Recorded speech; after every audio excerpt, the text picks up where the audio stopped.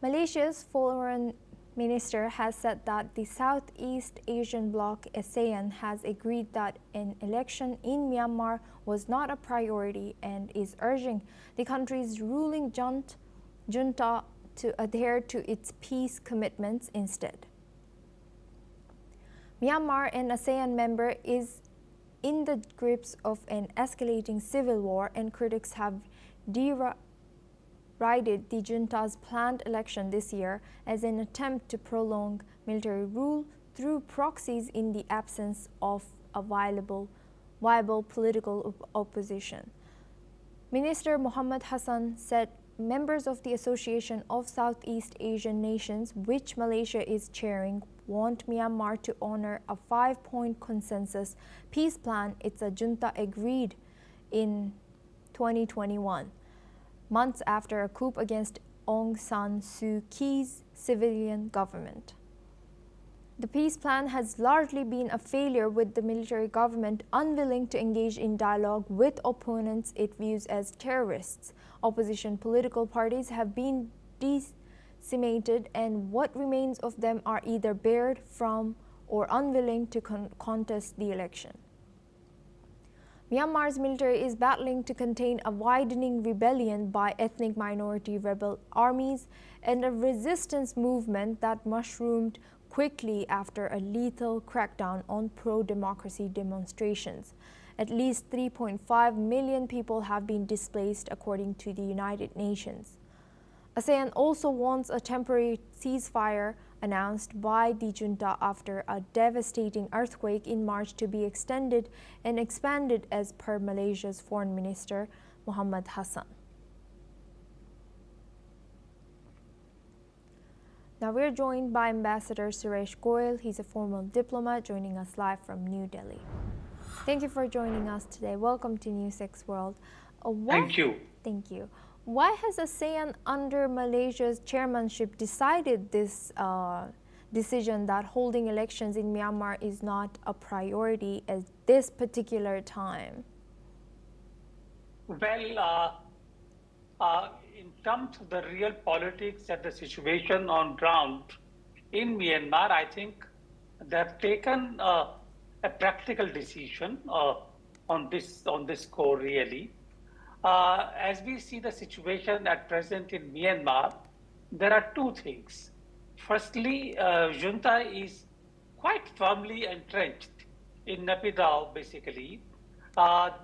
Most of the movement for democracy, or most of the movement for change of the government, really has lost steam by now.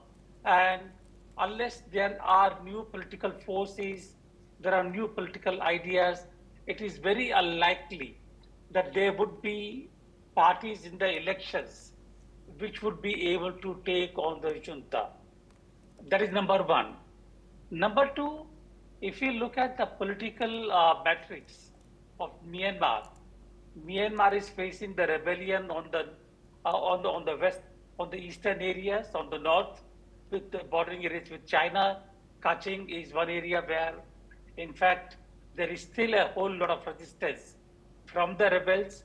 China is firmly on the side of the junta to the extent that they're even prepared to let go of the rare earths from Kaching to keep supporting the junta. So in that sense, there does not appear to be any great benefit of holding the elections until junta has essentially opened up the political field, giving voice to the other parties and the other opinion. Now that is something which they have not implemented, and as the time goes by, it seems difficult. Therefore, I think if ASEAN had put in the statement something to the effect of junta opening up the political field in Myanmar, it would have been a welcome statement. But by calling for the implementation of the peace 5-point plan, they're essentially calling for the same thing, but not so clearly. Yeah. And Ambassador, what are the obstacles or main obstacles preventing Myanmar's military junta from adhering to these 5-point consensus, according to you? I don't think they want to implement the 5-point consensus simply because they are quite comfortable in the capital as they are. They hold all the strings of the power.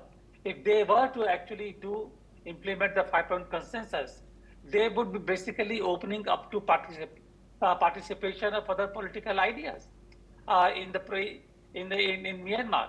So I don't think they really want to implement it.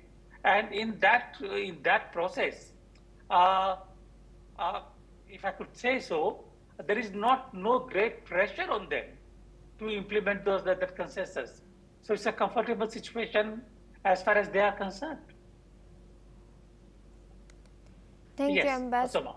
Thank you, Ambassador Suresh, for sharing that. You will stay with us as we stay in the region. South Korea, Japan, and the United States have